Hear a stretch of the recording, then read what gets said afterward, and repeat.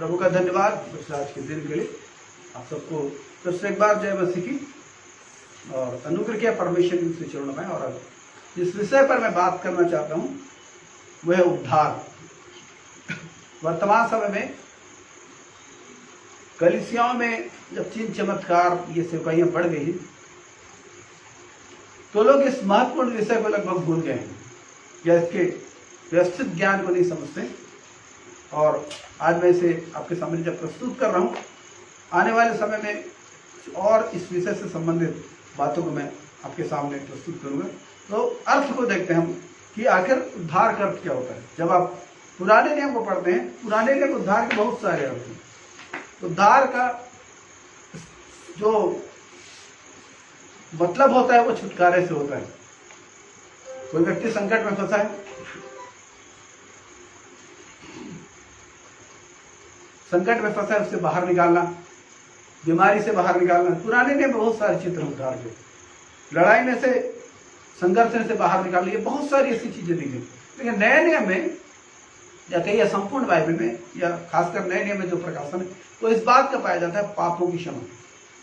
अर्थात एक व्यक्ति यीशु मसीह पर विश्वास करके परमेश्वर के अपने पापों की क्षमा प्राप्त करता है और ये उद्धार का मूल है। वास्तव में यही उद्धार का मूल है।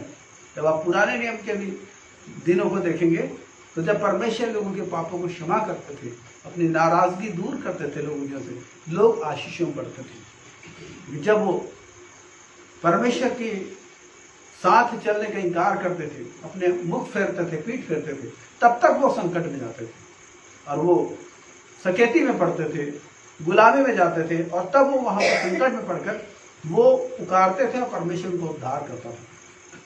तो सबसे महत्वपूर्ण चीज है जो नए नियम में उद्धार करता है कि पापों की क्षमा प्राप्त करना और मसीहत एक अनुभव का जीवन। याद रखिए, ये कोरे सिद्धांतों का प्रचार करने का जीवन नहीं है। मसीहत एक अनुभव का जीवन है। और शायद अगला मैं इसी विषय पर लाऊं कि उद्धार की आप उद्धार की निश्चयता क्या है, मतलब आपने उद्धार पाया है, इसका चिन्ह क्या है आपके जीवन में। ये अनुभव की चीज है, क्योंकि मसीहत अनुभव की चीज है। ये अनुभव का जीवन है मसीहत। जब आप उद्धार पाते हैं आप एक अनुभव से गुजरते हैं। जब आप बपतिस्मा लेते हैं एक अनुभव से गुजरते हैं। जब आप पवित्र आत्मा के दान पाते हैं एक अनुभव से गुजरते हैं। जब आप प्रार्थनाएं करते हैं आप अनुभव से गुजरते हैं। अनुभव अनुभव अनुभव, ये परमेश्वर के साथ अनुभव का जीवन है। ये कोरा किताबी ज्ञान का जीवन नहीं है। जब आप बाइबल के हीरोज को देखेंगे, आप देखेंगे नूह ने अगर जहाज बनाया तो कोई किताब उसके पास नहीं भेजी गई। परमेश्वर ने डायरेक्ट उससे बातचीत की और डायरेक्ट बातचीत करके उन बातों को परमेश्वर बताया जिसे नूह ने लिखा, वो किताब बनी। लेकिन परमेश्वर ने नूह से बात किया, परमेश्वर ने इब्राहिम से बात किया और इब्राहिम ने इन बातों को अपने वंशजों को बताया और ये लोग लिखते चले गए। परमेश्वर ने इसहाक से, याकूब से बातचीत की, परमेश्वर ने मूसा से बातचीत की। इंटायर बाइबल में आप देखेंगे ये एक अनुभव है। तो मसीहत एक अनुभव का जीवन है। और यीशु मसीह भी जब एक व्यक्ति को अपने पास बुलाते हैं उसके जीवन में अनुभव डालते हैं, वो अनुभव करता है। जैसे पौलुस के बारे में हम देखेंगे, नए नियम पहले उसका नाम साउल था और उसकी जो जिंदगी थी वो परमेश्वर के लोगों को सताने की जिंदगी थी, परमेश्वर के लोगों को अपमानित करने की, घायल करने की, उन्हें बंदी गृह में बांधने की, डालने की उसकी जिंदगी थी। लेकिन एक दिन जब फिर तो कम 9 अध्याय में जब आप पढ़ेंगे आप पाएंगे तब यीशु मसीह की मुलाकात उससे हुई। प्रभु ने उसको दर्शन दिया, वो एक ज्योति का दर्शन था और उसमें से जो आवाज आई वो पौलुस के लिए एक अनुभव था। उस अनुभव ने पौलुस की जिंदगी बदल दिया, उसने जान लिया यीशु मसीह जो है परमेश्वर, जो सच्चे परमेश्वर है। और ये मैं इसलिए कह रहा हूँ कि नए नियम जो है वो अनुभव का जीवन है। तो जब हम देख रहे हैं उद्धार के बारे में तो इसके कुछ व्यवस्थित ज्ञान के बारे में हम पाएंगे। उद्धार की जरूरत मनुष्य को क्यों है, क्यों है मनुष्य को उद्धार की जरूरत है। तो बाइबल बताती है इस महान अद्भुत सच्चाई को कि मनुष्य पापी है, पूरा मनुष्य का वंश पापी है। जब आप रोमियो की किताब उसका 3 अध्याय उसके 10 पद और 23 पद को पढ़ते हैं, रोमियो और खासकर 23 पद 10 पद को पढ़िए। रोमियो उसका 3 अध्याय और 10 पद, सबसे पहले 10 पद पढ़िए, 10 पद को, 10वें पद को। जैसा लिखा है कि कोई धर्मी नहीं, कोई धर्मी नहीं एक भी नहीं। बाइबल बताती है कि सब मनुष्य पापी हैं, सब परमेश्वर की निगाह में उनका जो जीवन है वो दंड के योग्य है, क्योंकि जीवित पवित्र परमेश्वर के पवित्र योजना का उल्लंघन, पवित्र इच्छा का उल्लंघन आदम ने किया, आदम और हव्वा ने किया, और तब से मनुष्य जाति फंस गई और धार्मिकता बदल गई। लोग निर्दोषिता से बाहर आकर पाप में समा गए, ये इनकी जिंदगी रही। तो बाइबल बताती है कोई भी धर्मी नहीं, एक भी धर्मी नहीं, कोई भी निष्पाप नहीं, एक भी निष्पाप नहीं। और 23 पद को हम लोग पढ़ेंगे, इसलिए कि सबने पाप किया सबने है पाप किया है और परमेश्वर की महिमा से और रहित हैं। परमेश्वर की महिमा से रहित हैं। सबने पाप किया, परमेश्वर की महिमा से रहित हैं। जब लोग आपको किसी और नाम से, यीशु के अतिरिक्त तो किसी और नाम से, यीशु के अतिरिक्त किसी और नाम से जब लोग आपको परमेश्वर के बारे में बात बताते हैं, आप उनसे पूछे कि परमेश्वर के साथ मुलाकात करने का आपका एक्सपीरियंस क्या है, क्या एक्सपीरियंस आपके पास, क्या एक्सपीरियंस है? ज्ञान के द्वारा परमेश्वर को नहीं पाया जा सकता, सत्कर्म के द्वारा परमेश्वर को नहीं पाया जा सकता। ये चीजें नहीं जिनके द्वारा परमेश्वर पाया जा सके। भक्ति के द्वारा परमेश्वर को नहीं पाया जा सकता, परमेश्वर को पाया जाता है केवल यीशु मसीह पर विश्वास करने के द्वारा। और इन्हीं चीजों को हम लोग आगे देखते हैं। तो सब मनुष्य पापी हैं, और ये पहला रीजन है उद्धार की जरूरत क्यों है। तो पहला रीजन है सब मनुष्य पापी है। दूसरा है पाप की मजदूरी मृत्यु है। जब आप रोमियो उसके 6 अध्याय के 23 पद को पढ़ेंगे, वहां पर पहली लाइन लिखी, पाप की मजदूरी मृत्यु है, परंतु परमेश्वर का वरदान हमारे प्रभु यीशु मसीह में अनंत जीवन है। पाप की मजदूरी मृत्यु माने इसका मतलब अनंत काल का विनाश। और हम स्पष्ट रूप से कई बार इस चीज को देखते हैं कि मनुष्य को जो उद्धार नहीं पाएंगे अनंत काल के लिए, उनको नरक में उनकी जिंदगी होगी, पीड़ाओं में तड़पते हुए, वहां से कोई छुटकारा नहीं होगा। इस पृथ्वी पर जब हम आंसू बहाते हैं, दुखों में होते हैं, इस पृथ्वी पर हम छुटकारा पा जाते हैं, इस पृथ्वी पर तसल्ली पा जाते हैं, इस पृथ्वी पर हमारे बहते हुए आंसू रुक जाते हैं, हमारा पीड़ाओं में तड़पता हुआ फटा हुआ हृदय शांत हो जाता है जब लोग हमें तसल्ली देते हैं, या समय के साथ, या परमेश्वर का वचन में तसल्ली देता है, हमारा हृदय शांत हो जाता है। लेकिन वो नरक ऐसी जगह है जहां उतरने के बाद एक व्यक्ति को कभी मुक्ति नहीं मिल सकती, मुक्ति नहीं मिल सकती, उसको अनंत काल वहीं गुजारना पड़ेगा। और ये चीज, ये परमेश्वर के हृदय को पीड़ा पहुंचा रही थी। मनुष्य के पाप के कारण मनुष्य ने नरक में जाना चुना, विनाश को चुना, दंड को चुना, नुकसान को चुना, हानि को चुना, और इस बात ने परमेश्वर के हृदय को पीड़ित कर दिया। इसीलिए परमेश्वर ने एक बहुत बड़ा निर्णय लिया। निर्णय क्या था? अपने पुत्र को पाप में शरीर की समानता में भेजे और शरीर में पाप को दंडित करे, शरीर में पाप को दंडित करे। और ये काम उन्होंने यीशु मसीह की देह में किया, क्योंकि सब मनुष्य पापी हैं और कोई भी व्यक्ति अपने पापों के बोझ को नहीं उठा सकता, अपने पापों के बदले में कोई प्रायश्चित नहीं दे सकता। और इसीलिए सारी मानव जाति के लिए यीशु मसीह ने प्रायश्चित का बलिदान चढ़ाया, यीशु मसीह ने प्रायश्चित का बलिदान चढ़ाया, ताकि यीशु मसीह पर विश्वास करने से हमारे पाप क्षमा हो और हम अनंत काल के विनाश से छुटकारा पाकर अनंत काल के जीवन को प्राप्त करें। इसलिए बाइबल कहती है, बाइबल का जो गोल्डन वर्ष है, सुनहरा पद है, वो है कि परमेश्वर ने जगत से ऐसा प्रेम रखा। यूहन्ना 3:16 सबको याद होता है। परमेश्वर ने जगत से ऐसा प्रेम रखा कि उसने अपने इकलौता पुत्र दे दिया, ताकि जो कोई उस पर विश्वास करे वो नाश न हो परंतु अनंत जीवन पाए। हमने देखा कि मनुष्य पापी है और पाप की मजदूरी मृत्यु है। और तीसरे पद को हम देखते हैं, यीशु हमारे पापों के लिए मरे। इस चीज को मैंने अभी बताया, यीशु हमारे पापों के लिए मरे। हम देखते हैं रोमियो उसके 5 अध्याय के 6 से 9 को देखिए, 6 और 7 को पढ़ लीजिए। रोमियो 5 अध्याय के 6 और 7। क्योंकि जब हम निर्बल ही थे, लिखा जब हम निर्बल थे तो मसीह ठीक समय पर भक्तिहीनों के लिए मरा। तो मसीह ठीक समय पर भक्तिहीनों के लिए मरा। किसी धर्मी जन के लिए कोई मरे, हाँ, यह तो दुर्लभ है। किसी धर्मी जन के लिए कोई मरे, बिल्कुल याद रखिए, किसी धर्मी जन के लिए कोई मरे, किसी भले आदमी के लिए कोई मरे, ये दुर्लभ है, कभी कभी हो जाता है। हाँ, परंतु क्या जाने किसी भले मनुष्य के लिए कोई मरने का भी हियाव करे। परंतु परमेश्वर हम पर अपने प्रेम की भलाई हाँ। इस रीति से प्रकट करता ध्यान है दीजिए, परमेश्वर हम पर अपने प्रेम की भलाई को इस रीति से प्रकट करता है कि जब हम पापी ही जब हम थे पापी थे तभी मसीह हमारे लिए मरा। तभी मसीह हमारे लिए मरा। जब हम पापी थे तभी मसीह हमारे लिए मरा। और सो जबकि हम अब उसके लहू कारण धर्मी ठहरे तो उसके द्वारा क्रोध से क्यों न बचे। क्यों ना बचे। अब पहला पत्रस में 2 अध्याय के 24 पद पढ़ ले। पहला पत्रस के 2 अध्याय का 24 पद। पहला पत्रस 2 अध्याय के 24 पद। वह आप ही हमारे पापों को अपनी देह पर लिए हुए क्रूस पर चढ़ वो गया। आप ही हमारे पापों को अपनी देह पर लिए हुए क्रूस पर चढ़ गया, जिससे हम पापों के लिए मर करके धार्मिकता के लिए जीवन बिताएं। जिससे हम पापों के लिए मर करके धार्मिकता के लिए जीवन बिताएं। उसी के मार खाने से तुम चंगे बाइबल हुए। कहते हैं उसी के मार खाने से तुम चंगे हुए। तो यहाँ पर भी हम देखते हैं यीशु मसीह हमारे पापों के लिए मरे ताकि हम पापों से छुटकारा पाए। एक पद और पढ़ लें और दूसरा कुरिन्थियों के 5 अध्याय की 21 पद पढ़ लें।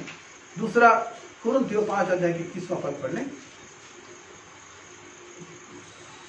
जो पाप से अज्ञात था हाँ। उसी को उसने हमारे लिए पाप ठहराया। हाँ, ये हम देखते हैं जो पाप से अज्ञात था परमेश्वर ने उसी को हमारे लिए पाप ठहराया कि हम उसमें होकर परमेश्वर की धार्मिकता बन जाए। उसमें होकर हम परमेश्वर की धार्मिकता बन जाए। तो जब एक व्यक्ति प्रभु यीशु मसीह चरणों में आता है उद्धार पाने के लिए उसकी जरूरत है उद्धार। लोग आते हैं प्रभु चरणों में चंगाई पाने के लिए, छुटकारा पाने के लिए। ये जरिया बन सकता है कि लोग चंगाई पाए, छुटकारा पाए, अपने जीवन में शांति को पाए, अपने जीवन में किसी समस्या के हल को पाए। लेकिन मूल चीज उद्धार है। ये सारी चीजें इसलिए परमेश्वर करते हैं ताकि लोग परमेश्वर के उद्धार को समझें, परमेश्वर के उद्धार को जाने और उद्धार को ग्रहण करें। परमेश्वर के उद्धार को ग्रहण करें, ये परमेश्वर की योजना है कि उद्धार वाली बातों से दूर ना हो जाए। देखेंगे हम उसको पद को देख लेंगे। इब्रानियों के पत्र उसका 2 अध्याय, इब्रानियों के पत्र 2 अध्याय और 1 पद से 4 पद को हम लोग इसको देखेंगे धीरे धीरे। इस कारण चाहिए कि हम उन बातों पर जो हमने सुनी है और भी मन लगाएं। ऐसा ना हो कि भाग कर उनसे दूर चले जाएं। हाँ, क्योंकि जो वचन स्वर्गदूतों के द्वारा कहा गया था, जो वचन स्वर्गदूतों के द्वारा कहा गया था, जब वह स्थिर रहा और हर एक अपराध और आज्ञा न मानने का ठीक ठीक बदला मिला, तो हम लोग ऐसे बड़े उद्धार से निश्चित रहकर क्यों कर ध्यान दीजिए, हम लोग ऐसे बड़े उद्धार से निश्चिंत रहकर क्यों कर बच सकते हैं जिसकी चर्चा पहले प्रभु के द्वारा हुई, जिसकी चर्चा पहले प्रभु के द्वारा हुई और सुनने वालों के द्वारा हमें निश्चय हुआ। बाइबल कहते हैं सुनने वालों के द्वारा हमें निश्चय हुआ। आगे, और साथ ही परमेश्वर भी अपनी इच्छा के अनुसार चिन्हों और अद्भुत कामों और नाना प्रकार के सामर्थ्य के कामों और पवित्र आत्मा के वरदानों के बांटने के द्वारा इसकी गवाही देता रहा।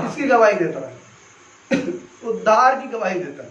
परमेश्वर का लक्ष्य के लोग उद्धार पाए। परमेश्वर क्यों चमत्कार करते हैं, परमेश्वर क्यों चंगा करते हैं, परमेश्वर क्यों छुटकारा देते हैं? इसलिए देते हैं कि लोग उद्धार को समझे, उद्धार को प्राप्त करें, अनंत काल के लिए सुरक्षित हो जाए, अनंत काल के लिए सुरक्षित हो जाए। ये परमेश्वर योजना है। अनंत काल के विनाश के दंड में ना जाए, ये परमेश्वर योजना है। तो हम यहाँ पर देखते हैं कि यहाँ पर हम इस चीज को देखते हैं कि परमेश्वर ने इस उद्धार को तैयार किया। हमने कितना पॉइंट देख लिया? हमने 3 4 कितना? चौथा, यीशु ही पूर्ण उद्धार कर सकते हैं। चौथा पॉइंट, यीशु ही पूरा उद्धार कर सकते हैं। और फिर तो काम से 4 अध्याय के 12 पद को पहले देखेंगे। फिर तो काम 4 अध्याय का 12 पद। और किसी दूसरे के द्वारा उद्धार नहीं, कहते और किसी दूसरे के द्वारा उद्धार नहीं, क्योंकि स्वर्ग के नीचे मनुष्यों में और कोई दूसरा नाम नहीं दिया गया जिसके द्वारा हम उद्धार पा सके। इब्रानी 7 अध्याय के 25 पद को देखें। इब्रानी 7 अध्याय के 25 पद को।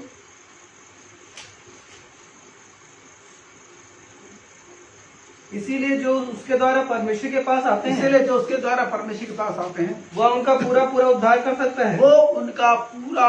उद्धार कर सकता है, बाइबल कहती है। और जानिए लोग क्या सोचते हैं।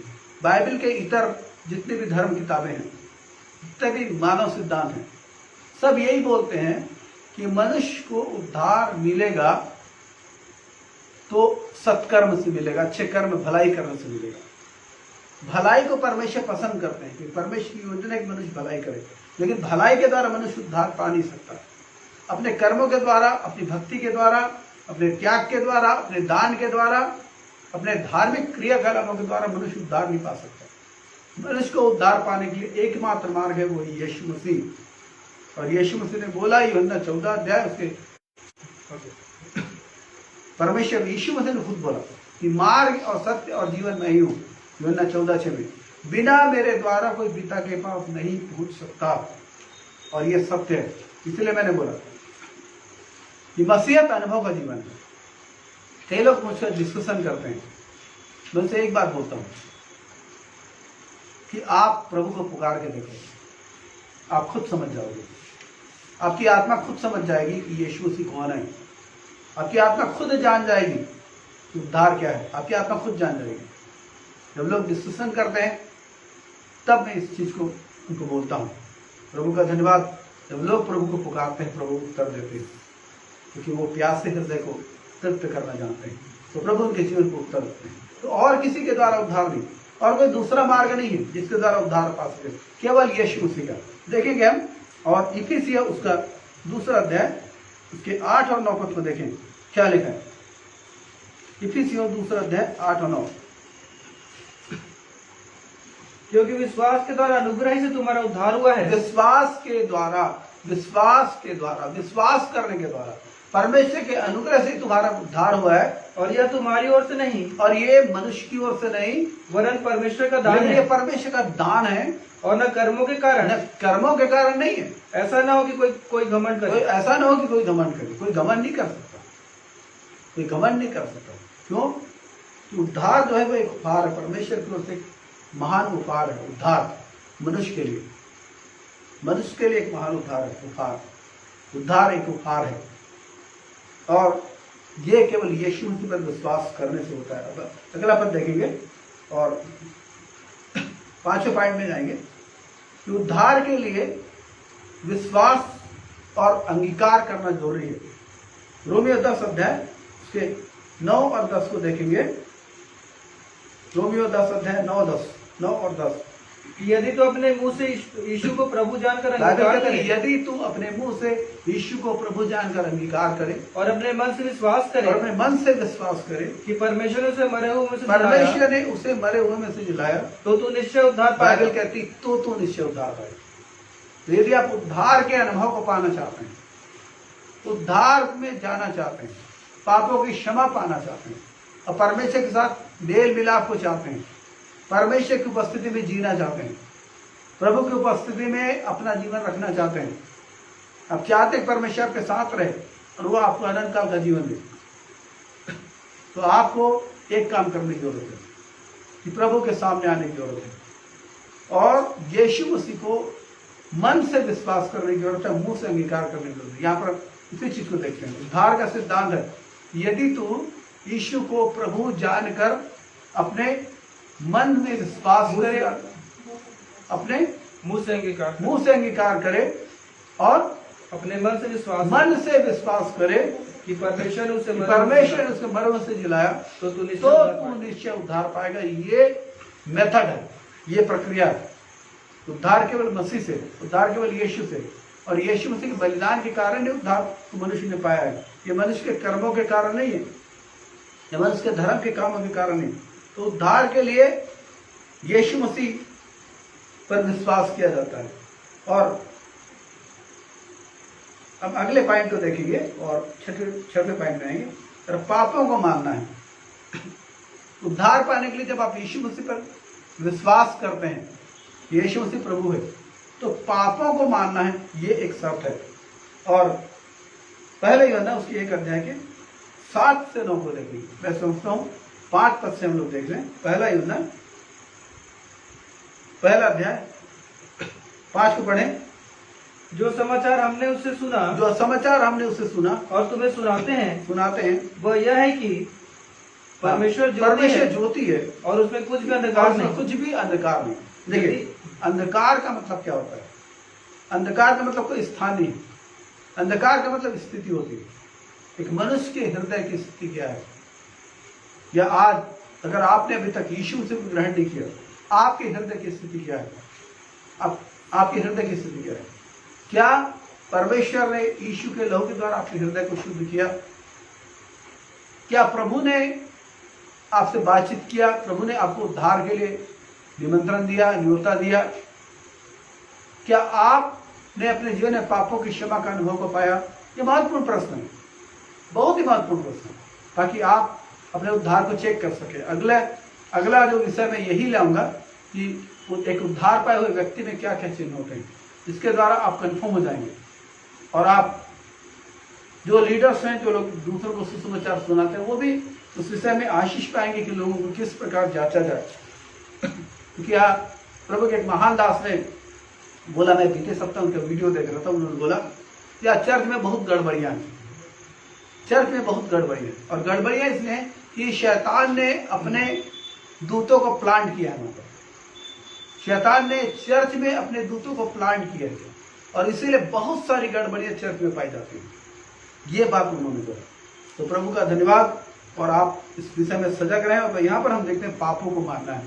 तो यहाँ पर हमने देखा पहले ही ना 1 अध्याय के 5 पद में कि जो समाचार हमने यीशु मसीह से सुना, उससे सुना मतलब यीशु से सुना और तुम्हें सुनाते हुए ये है कि परमेश्वर ज्योति है, इसमें कुछ भी अंधकार नहीं। परमेश्वर पूर्ण पवित्र है, परमेश्वर छल नहीं करते, परमेश्वर झूठ नहीं बोलते, परमेश्वर धोखा नहीं देते, परमेश्वर धोखे में नहीं रखते।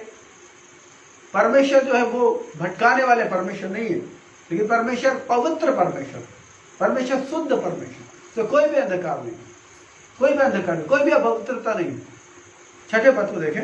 यदि हम कहें हाँ कि उसके साथ हमारी सहभागिता है, ये वास्तव में विश्वासियों के लिए, यदि हम कहें कि हम परमेश्वर के साथ हमारी सहभागिता है और फिर अंधकार में और चले, फिर हम अंधकार माने पाप को अंधकार बोलेंगे, फिर हम पाप में चले तो हम झूठे हैं, और सत्य पर नहीं चलते।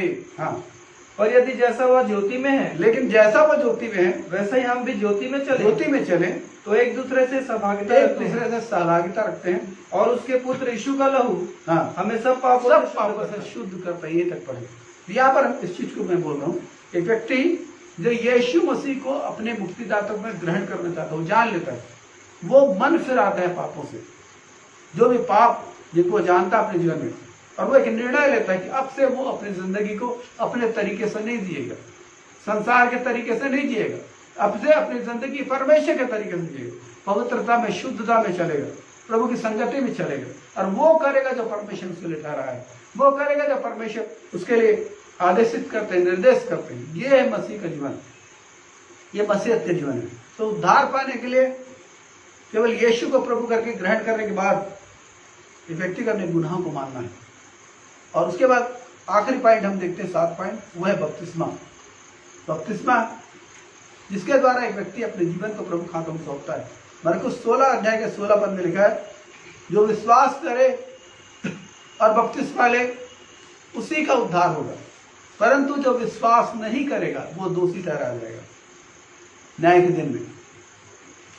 ये बपतिस्मा स्वर्ग की ओर से एक आज्ञा है, और ये बपतिस्मा परमेश्वर ने इसलिए रखा। ये दिखने में एक जल संस्कार है साधारण, लेकिन इसका गहरा आप नहीं करते। बपतिस्मा के द्वारा एक व्यक्ति के पाप जो हैं वह अधोलोक में उतारे जाते हैं।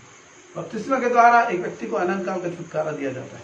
बपतिस्मा के द्वारा एक व्यक्ति पर मुहर की जाती है, अनंत काल के सुरक्षित किया जाता है। तो परमेश्वर का धन्यवाद।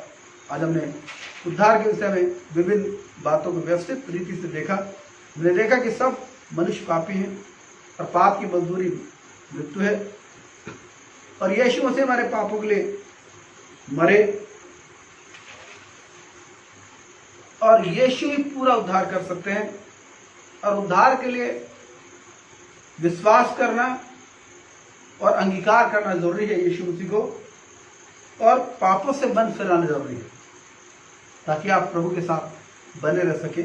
और बपतिस्मा ये बाइबल में मन फिराव के बाद पहली आज्ञा है, जिसे पूरा करके एक व्यक्ति उद्धार के जीवन में प्रवेश करता है।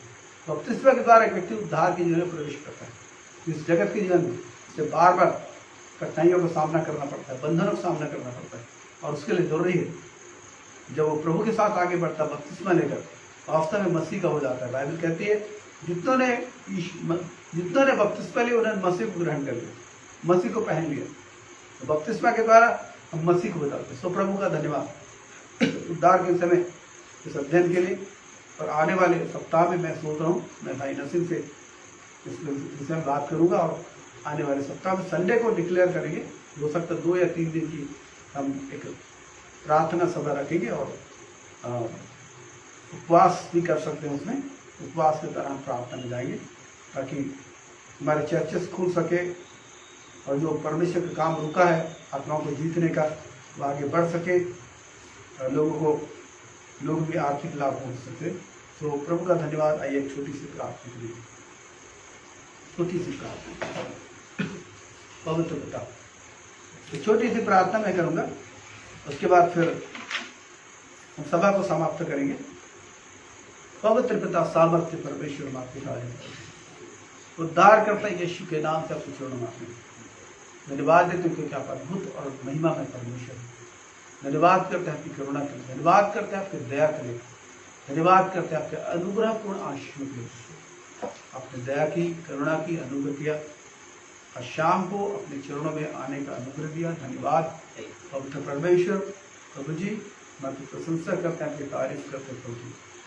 धन्यवाद यीशु, धन्यवाद परमेश्वर, धन्यवाद करुणा में प्रभु जी, धन्यवाद प्रभु जी, धन्यवाद। आप बोल रहे प्रभु जी सुशीला करके कोई है प्रभु जी, सुशीला करके कोई बहन है प्रभु जी, और इन दिनों जीवन में कुछ परेशानियां हैं प्रभु जी। और आप प्रभु जी आप मेरे परमेश्वर से कह रहे हैं प्रभु जी खुदा कि आप उसकी मदद कर सकते हैं। और रूपा करके भी बोला जा रहा है उसको, तो बोला जा रहा है कि मत डरे, परमेश्वर पर विश्वास रखें। Thank you Jesus, hallelujah. प्रभु जी अंधकार की सामर्थ को आप तोड़ते हैं, अंधकार की सामर्थ को पूरी नष्ट कर रहे हैं। जय करके एक नाम को बोला जा रहा है, जय जय एक नाम है। एक जवान लड़के को मैं देख रहा हूँ, जय जो है एक जवान लड़का है, और उसके लिए बोला जा रहा है कि परमेश्वर को शांति दे सकते हैं। परमेश्वर प्रभु यीशु मसीह उसको उसकी मदद कर सकते हैं, उसे आशीष दे सकते हैं, उसे जीवन को आशीषित कर सकते हैं, उसे नया जिंदगी यीशु से दे सकते हैं। इन बातों को उसके लिए बोला जा रहा है। Thank you Jesus. हम आपकी तारीफ करते हैं, आपकी प्रशंसा, आपकी स्तुति करते हैं, आपकी बड़ाई करते हैं प्रभु जी। आपके पवित्र नाम को ऊंचा उठाते हैं कि आप अद्भुत परमेश्वर हैं। कितने लोग अपनी जिंदगी में अंधकार को महसूस करते हैं, हम यीशु के नाम से बांधते हैं, अंधकार की सारी बातों को बांध के करते हैं, दूर होने को आपके अनुग्रह को, आपकी करुणा को, आपकी कृपा को, आपकी दया को हम यीशु के नाम में बोलते हैं। आप लोग जब यीशु के नाम में बोलते हैं, यीशु के नाम में बोलते हैं, तो सारे बंधन टूट के गिर पड़े पिता। आप लोग सारे बंधन टूट के गिर पड़े। अपने लोगों की सहायता करें प्रभु जी, कि दबाव में पिता दबाव में ना आए, लेकिन आपकी ओर ताकते रहें, आपकी ओर देखते रहें, आपकी हुजूरी में आपकी ओर ताके प्रभु जी, क्योंकि आप ही तसल्ली देते हैं, आप ही सुरक्षा देते हैं प्रभु जी।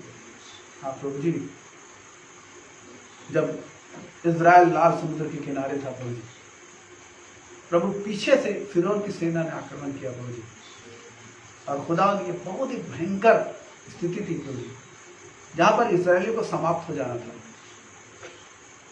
लेकिन आपने प्रतिज्ञा की थी, मैं तुम्हें कनान दे दूंगा प्रभु जी। और खुदा आसमानी उस रात आपने बड़ा आश्चर्य कर किया, शत्रु की सारी सामर्थ को नष्ट किया। आपका धन्यवाद। और अपने मार्ग खोला समंदर के बीच में प्रभु, आप मार्ग खोलने वाले परमेश्वर, आप शत्रु को लज्जित करने वाले परमेश्वर, शत्रु को पराजित करने वाले परमेश्वर। जितने लोग इस वक्त चिंता कर रहे हैं, जितने लोग अपने हृदय में प्रभु जी घबरा रहे हैं, जितने लोग खुदा आसमानी अपने हृदय में परमेश्वर व्याकुल और बेचैन है प्रभु, जितने लोग खुदा आसमानी अपने हृदय में दबाव को, तनाव को महसूस कर रहे हैं, अब हर एक के जीवन के लिए प्रार्थना करते हैं, हर एक के जीवन के लिए प्रार्थना करते हैं, हर एक के जीवन के लिए प्रार्थना करते हैं। आपके दयापूर्ण बलवत्ता को समर्पित करते हैं। लक्ष्मी के लिए सब संदेश आ रहा है, लक्ष्मी के लिए संदेश आ रहा है, जो अंधकार वो महसूस करती है, उसकी ओर से नजर हटाकर प्रभु की ओर देखे, प्रभु की महान प्रतिज्ञाओं की ओर देखे, प्रभु उसकी मदद करना चाहते हैं, प्रभु उसकी सहायता करना चाहते हैं, प्रभु उसके लिए एक मार्ग बनाना चाहते हैं। प्रभु से चाह रहे कि वो अंधकार की बातों से अपना मन हटाए और प्रभु की प्रतिज्ञाओं पर मन लगाए। जो प्रतिज्ञाएं परमेश्वर ने उसके साथ व्यक्तिगत जीवन में की हैं, जो इस वचन को स्मरण दिलाकर उसके साथ प्रभु ने वाचा बांधी है, उस वाचा को स्मरण करें, वह निश्चय वो पूरी होने वाली चीजें हैं। निश्चय पूरी होने वाली चीजें। जो अंधकार जिनको महसूस करती है वो शैतान का एक फंदा है, वो शैतान का एक शैतान की युक्ति है।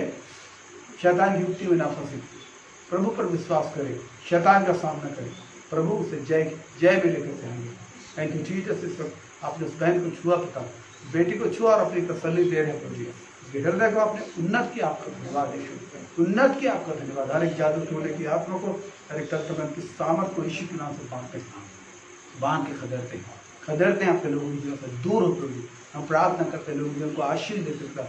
हम रिंकू भाई के लिए प्रार्थना करते हैं कि संकटों को स्मरण करते हैं, प्रार्थना करते हैं कि जीवन को छू लीजिए, छूकर उन्हें संकट से बाहर निकाले यीशु के नाम से। सारा संकट खत्म हो गया। अब पास्टर उमेश जाल के लिए प्रार्थना करते हैं, आपकी दया उन पर हो खुदा, करुणा कृपा उन पर हो प्रभु।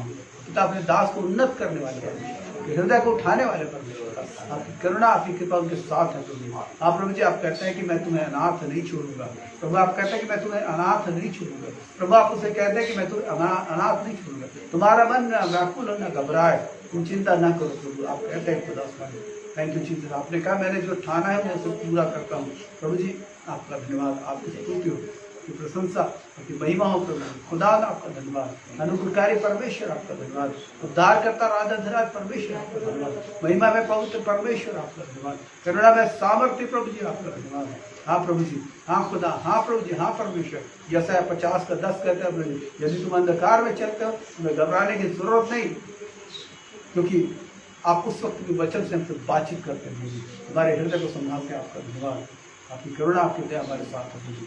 खुदा आसमानी प्रभु जी, आप अनुग्रह करें ताकि आपके बच्चे प्रभु जी पिता आपके जीवित वचन को सुनना सीखे प्रभु जी, और इसके द्वारा पिता तब जी छुटकारा पाए प्रभु जी, दृढ़ हो, मजबूत हो प्रभु जी, आपके महिमा के उनका जीवन खड़ा हो प्रभु जी। हाँ प्रभु जी, और खुदा आंधी और तूफान के बीच में पिता खुदा जो आपका कलाम सुना सके प्रभु जी, प्रार्थनाएं कर सके प्रभु जी, लोगों तक आपके वचन को ले जा सके प्रभु जी, तो जाने वाली बातें, रोकने वाली वस्तुएं ना हो पिता, और आपकी दया अपने बच्चों पर होता, करुणा करे, अनुग्रह करे, करुणा करे, अनुग्रह करे, हृदय को उन्नत करने वाली, हृदय को दृढ़ करने वाली, हृदय को मजबूत करने वाली। क्या प्रभु जी आप घबराने वाले कहते हैं कि घबराओ मत, डरने वालों से कहते हैं डरो मत प्रभु जी, लेकिन आप ढाढ़स हिम्मत देते हैं, हिम्मत देते, हिम्मत देते, इस वक्त आप मोहर को दिखा रहे हैं प्रभु जी। आप कह रहे हैं प्रभु जी खुदा सुनाए, आप कह रहे हैं पिता उस बेटी से प्रभु जी हिम्मत रख, हिम्मत रख, हिम्मत रख, घबराना नहीं, घबराने की आवश्यकता नहीं, आप कह रहे हैं प्रभु जी खुदा सुनाए प्रभु जी। आप उनके साथ है प्रभु जी, आप उसे राह दिखाएंगे प्रभु जी, आप उसे आत्मा से भरेंगे प्रभु जी, उसे राह दिखाएंगे प्रभु जी, उसे आत्मा से भरेंगे प्रभु जी, उसे परिपूर्ण करेंगे प्रभु जी, उसके साथ होंगे प्रभु जी, उसके सामने मार्ग बनाएंगे प्रभु जी। सारे संकट कष्ट जो भी इसके सामने आएंगे वो टूट के गिर पड़ेंगे प्रभु जी, वो डफ हो जाएंगे। आपका धन्यवाद, आपकी प्रशंसा, आपकी स्तुति, आपकी तारीफ, आपकी बढ़ाई हो प्रभु जी। युगेन के लिए आप बोल रहे हैं प्रभु जी, खुदा युगेन के लिए आप बोल रहे हैं प्रभु जी, आप उसे आशीष देंगे प्रभु जी। आप खुदा सुनिए, आप उसके जीवन को प्रभु जी फलों से ला देंगे प्रभु जी। आपका धन्यवाद, उसकी पत्नी को आशीष दे प्रभु जी। आपका धन्यवाद, अपने जीवनों को भी आपके लौ में सब कुछ कहते हैं, बलम सामर्थ्य हमें समर्पित है। धन्यवाद, धन्यवाद, धन्यवाद, धन्यवाद, महान और बेहतरीन और पिता अद्भुत इंतजाम करने वाले प्रभु जी। आप कहते हैं मैं तुम्हें अनाथ नहीं छोड़ूंगा, आप कह रहे हैं प्रभु जी मैं तुम्हें अनाथ नहीं छोड़ूंगा। ये वचन सबके लिए, सबके लिए, सब जितने सुनने वाले हैं, जितने सुनेंगे सबके लिए, कि मैं प्रभु कहते हैं कि मैं तुम्हें अनाथ नहीं छोड़ूंगा। प्रभु कहते हैं मैं तुम्हें अनाथ नहीं छोड़ूंगा, मैं तुम्हें अनाथ नहीं छोड़ूंगा। Thank you. हर एक आक्रमण की सामर्थ्य बांधते हैं, दुष्टात्मा के सारे गुप्त युक्तियों को बांधते हैं, सारे गुप्त हथियारों को बांधते हैं, उसकी सारी प्लानिंग्स को रोकते हैं, सारी प्लानिंग्स को पैरों पहले रोकते हैं, कुचलते हैं, नष्ट होने को बोलते, दूर होने को बोलते, दूर हो यीशु के नाम। करुणा आपकी दया का अनुग्रह बच्चों का अनुग्रह करे, संभाले, अनुग्रह करे, संभाले। आज की रात में हृदय से बातचीत करे, आज हर एक उन्नत करे, उन्नत करे, शैतान की युक्तियां टूटे, शैतान की युक्तियां टूटे, और आज हर एक जन को बोलता हूँ कि आपने जो स्वर्गदूत भेजा वो हर एक की सहायता करेंगे। आज की रात में वो स्वर्गदूत सहायता करेंगे, जैसे स्वर्गदूत प्रभु जी कनान के मार्ग में इस्राएलियों की सहायता करता था, जैसे स्वर्गदूत ने दाऊद की सहायता की, जैसे स्वर्गदूत दानियल की सहायता करता है। आज की रात में आपके बच्चों की सहायता होने का, स्वर्गदूत के द्वारा आपके बच्चों की सहायता होने का, आपके बच्चों की सहायता होने का। आपने कहा प्रभु जी खुदा ना बहुतों की जिंदगी आप बदलने जा रहे हैं, बहुतों को छूने जा रहे हैं, बहुतों को उत्साहित करने जा रहे हैं, बहुतों के जीवन को उठाने जा रहे हैं, बहुतों के हृदय को उन्नत कर रहे हैं। यीशु के नाम से ऐसा होता है, यीशु के नाम में ऐसा होता है, यीशु के नाम में ऐसा हो। पिता आपका धन्यवाद, यीशु के नाम में ऐसा हो, यीशु के नाम में ऐसा हो।